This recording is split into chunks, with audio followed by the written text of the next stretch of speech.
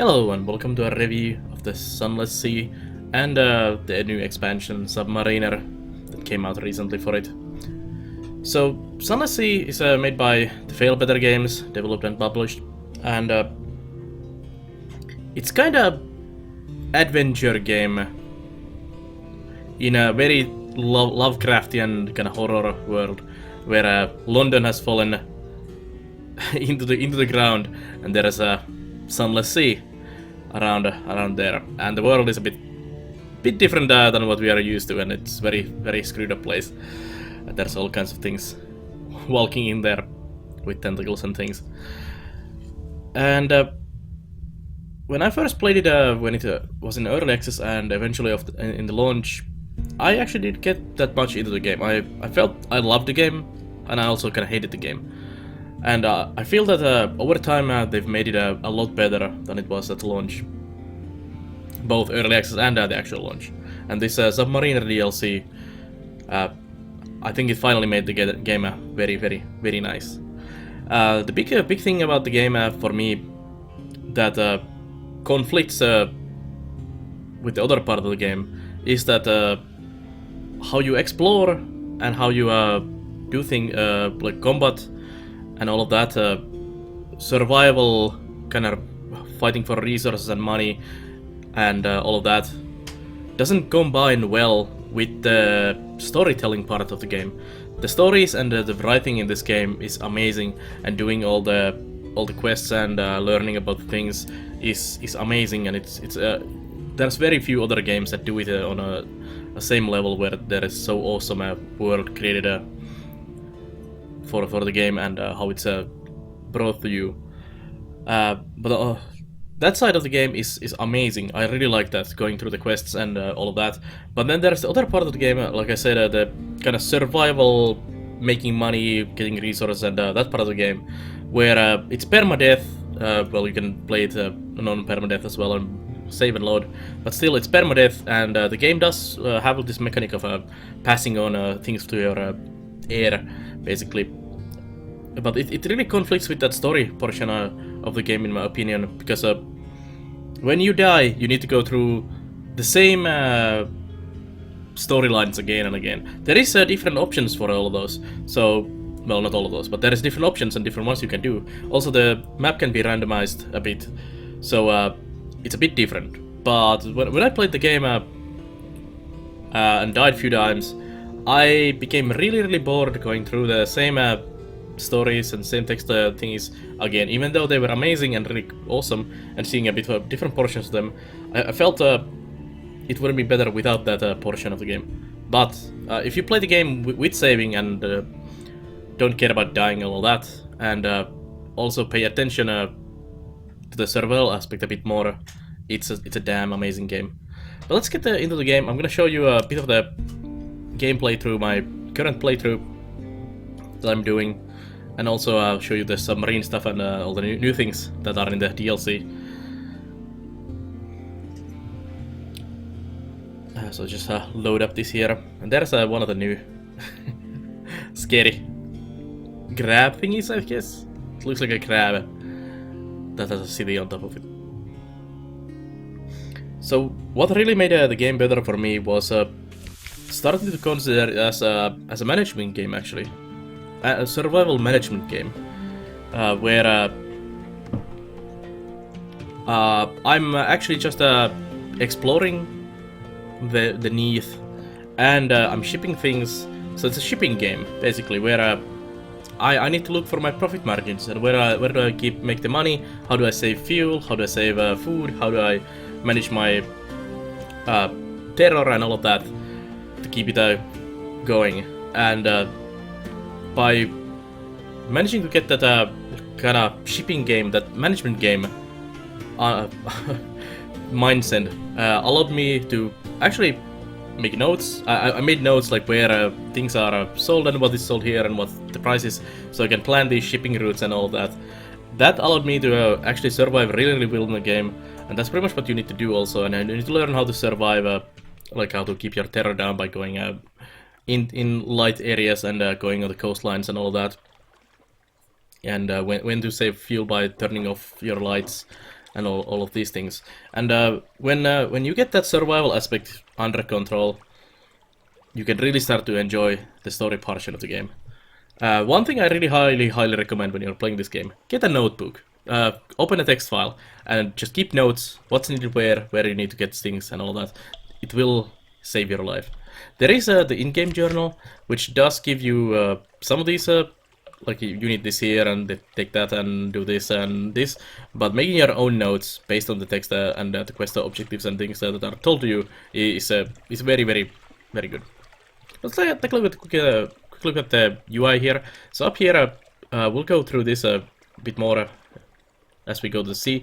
But here is your ship speed, your hull, your fuel, how much fuel are you using and how much it goes. Here's your hunger, as your hunger goes. Bar fills in here, they eat one of the supplies, and there we go. And then you have terror level here, so it's a Lovecraftian game, so you're gonna get terror by sailing, by doing actions, and there's a lot of things that lower your terror as well. And I feel they also added a lot more ways to deal with the terror than there was at launch and in the early access, which made the game a lot more playable. Up here you have your officers and your mascot, of course, which we have a Kinnipig in there in a plate armor. Don't ask, this game has stuff like that. And then all these other officers. All the officers are well, they have the personalities, they have different things, they all have a quest line into them. You're gonna marry almost all of them, I think, maybe all of them actually. And they give you quest lines to do different things and point out where you should go and all things. They're really awesome. And you can speak to them at any point and they tell you what to do. Also, down here is your basically your stats. So you have irons, which is basically your damage dealing skill, also deals with combat stories and stuff like that.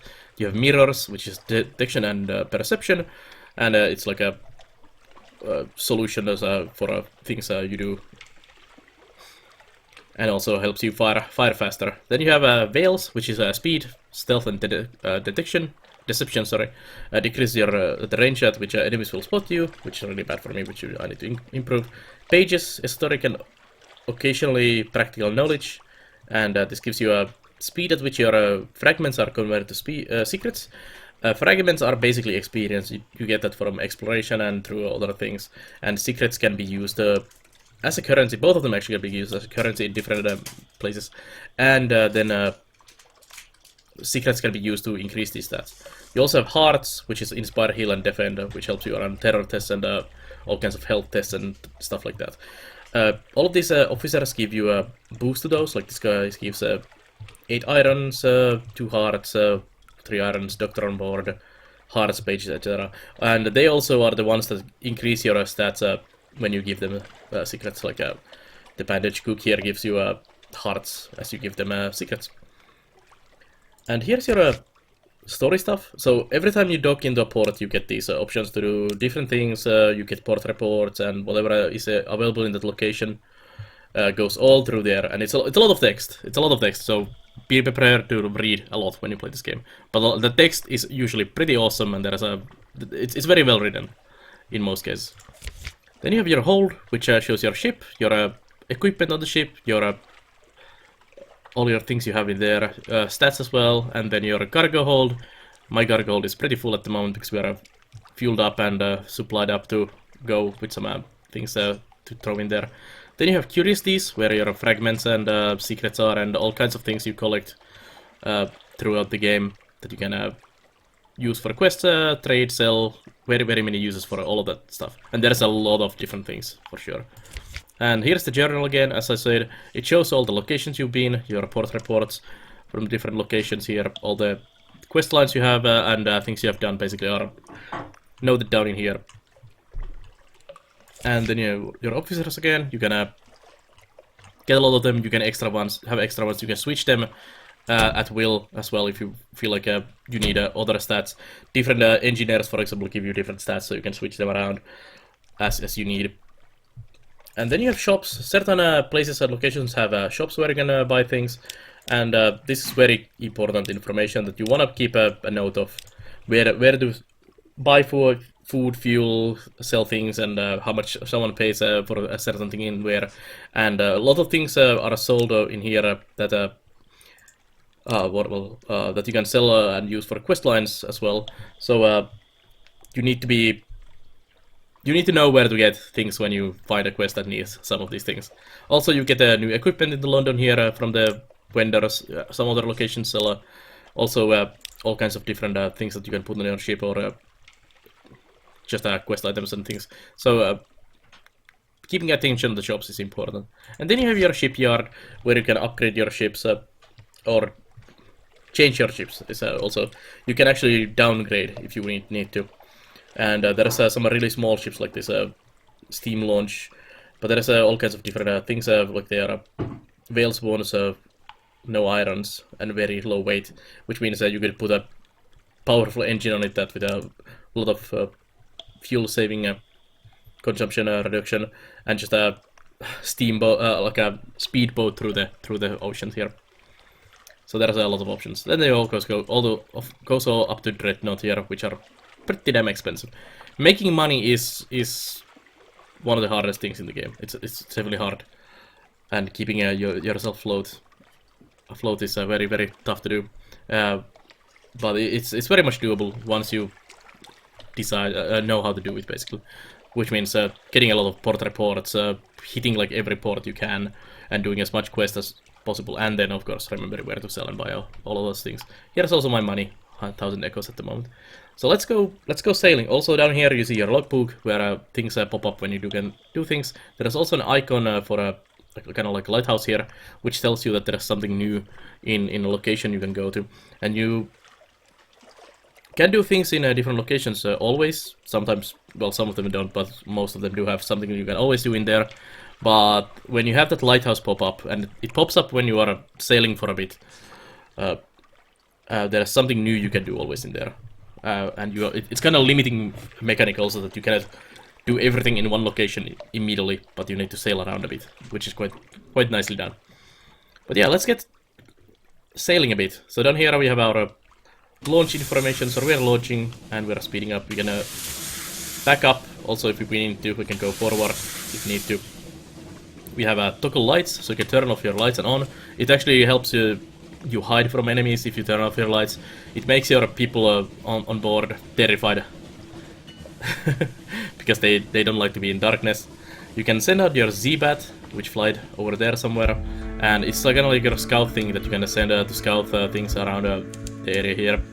Then you have you can repair your hull if you need to. You can also put full power on your engine, so you just supercharge your engines to go really fast if you need to get somewhere really quickly. And you will have the gazetteer, which is the same information here. You can watch that at any point. The map, which we just quickly looked. I've done some sailing there. And then you have main menu. And when you unlock your submarine, finally, you can transform your ship, which is the new thing in the expansions. So anywhere you want, you can basically transform your ship. So there's the light popping up, so we know that there's something new happening. So this is what they added in the expansion. So I press T here, which is the submerge, and it submerges your ship. Once you've unlocked the submarine, which doesn't take that long, you get access to submarines, and every time you upgrade your ship, it automatically upgrades to the new one as well. And this is the new submarine part, so it's pretty much, it's the same map. You can see that the islands are still there and everything, but you're just under the water now. There's new monsters, there's new cities. Instead of the Z-Bat, you have the Zonar that you can use. And we could go actually to one of the locations here. Let me turn this boat around. And we'll go here. There's also all kinds of these things in here. Like this current thing. There's enemies. I might actually die if I get to that. Let's burn some fuel to get the hell out of that.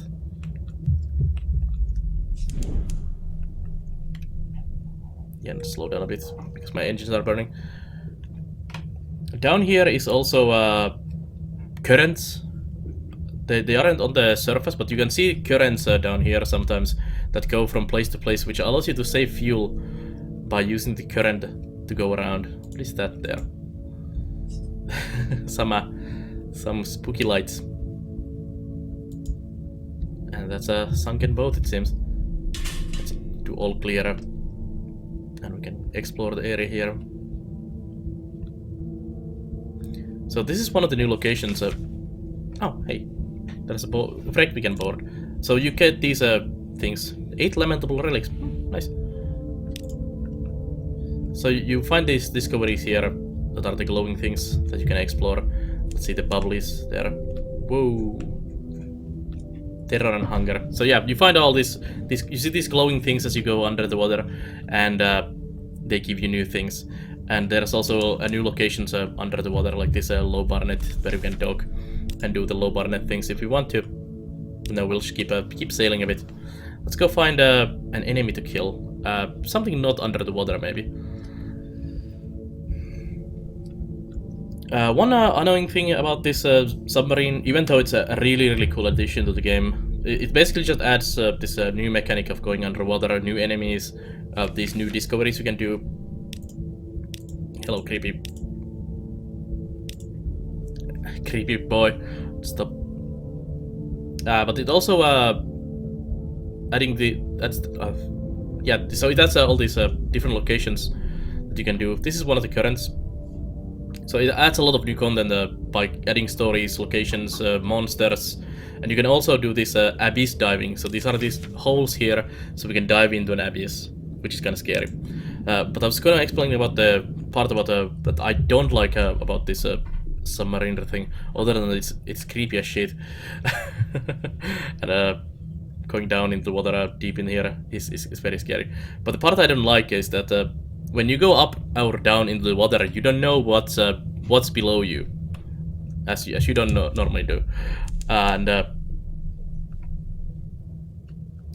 you can end up right next to something very scary, and then you're pretty much a sitting duck there, getting hit by the monster for a moment.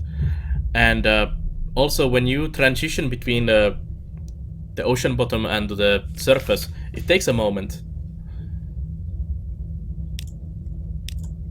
I'm just ignoring this quest line as I'm explaining things for you. So it takes a moment to go up and down, and you lose control of the ship.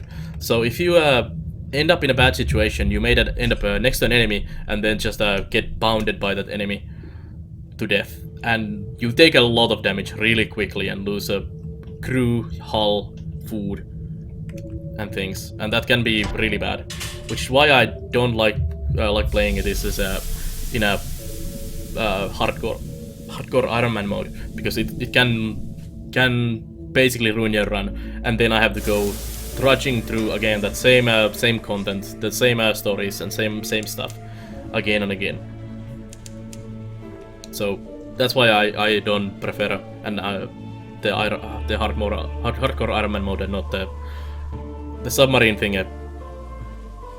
Because I love the submarine part, but I don't like that I need to go down in there blindly. I think some kind of mechanic of having like the sonar available here already, just kind of sonar at the bottom that you can see that there's something under you moving, so you don't blindly dive into a monster, would possibly be quite nice addition, but might be also impossible to do with the engine of the game.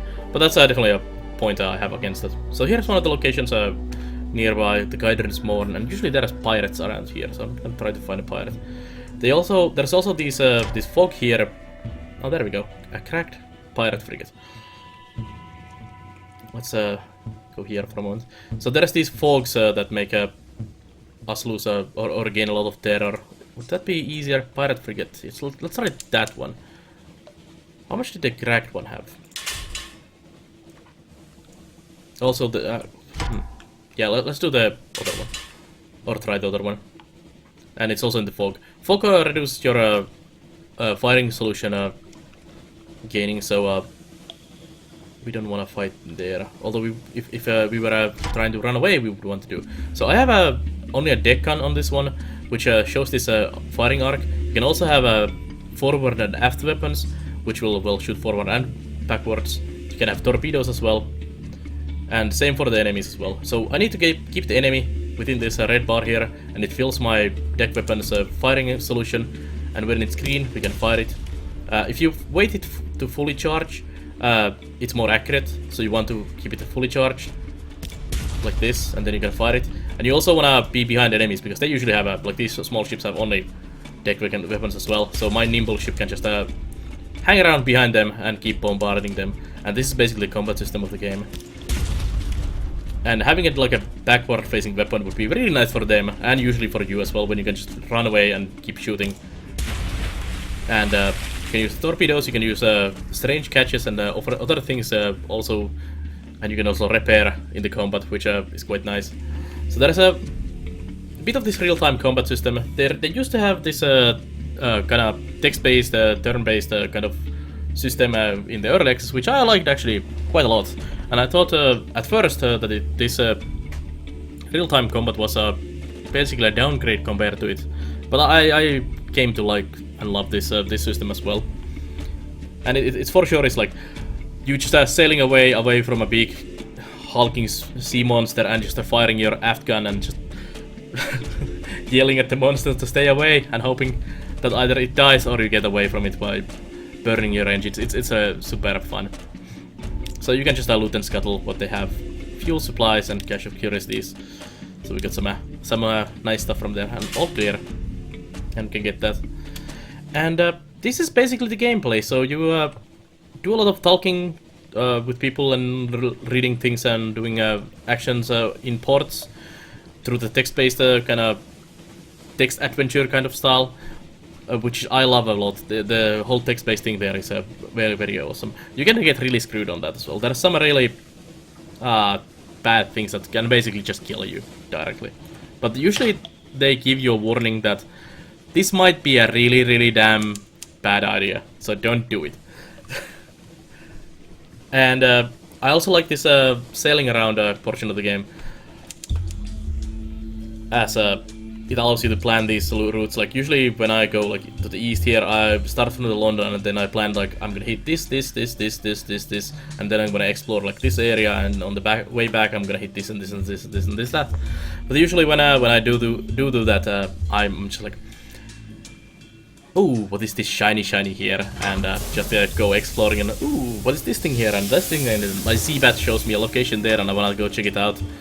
And I just get distracted, and it's always a lot of fun, but then I'm like, oh shit, do we have fuel? Do we have things to actually get back home? And all of that. So here is one of the currents we could use to actually sail this way if we wanted to save on it. I might be dead here. I don't know, are they? They're not aggro? Let's try this. They might have torpedoes, which might actually really screw me up. Nope, it's just the same tactic of hanging behind them, firing my cannons. Oops. Nope, I got hit.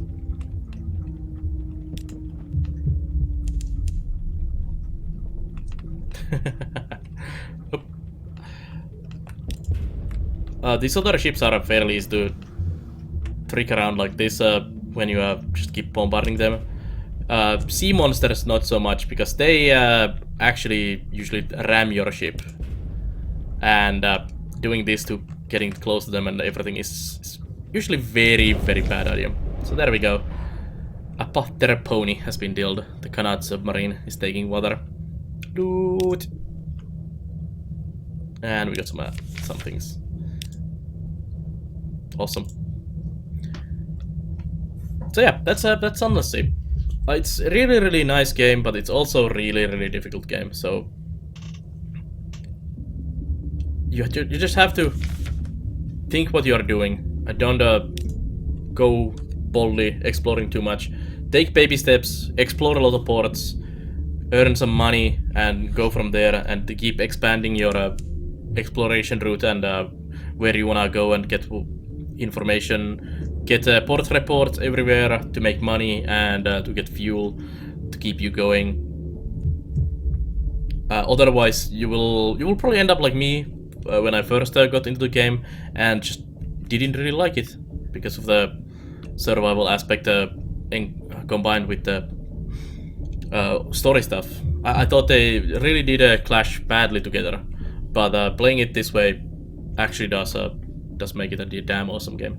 And if you are one for a punishment, do play it in a Iron Man hardcore mode, and be scared shitless when you encounter a sea monster and have to run away.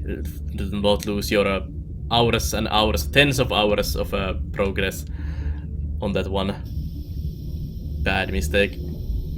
We're actually almost out of air, so we should probably get the hell out of here, so we don't actually drown. And as I said, there is a mechanic, so if you do die, you can create heirlooms and give money to your next character, so you don't lose everything. The one thing I really like keeping is the map, because the information that you gather with the map is very, very, very powerful stuff, because you know where to go. Also, if you've played the game a lot, you know kind of where many of the locations are, because many of them do not randomize, but some of them do. But they generally are in the same kind of areas, so even if you get use the randomized map, you do know kind of where they are. But yeah, that's my review of the Sunless Sea. Definitely worth checking out if you like this type of games. I do. I usually play a lot of like management games, strategy games. So this has a bit of that, but it also has a like RPG storytelling kind of choose your own adventure kind of deal when you get to the lands. So it's an awesome combination of that. After all, that I didn't firstly like, but then it really grew on me.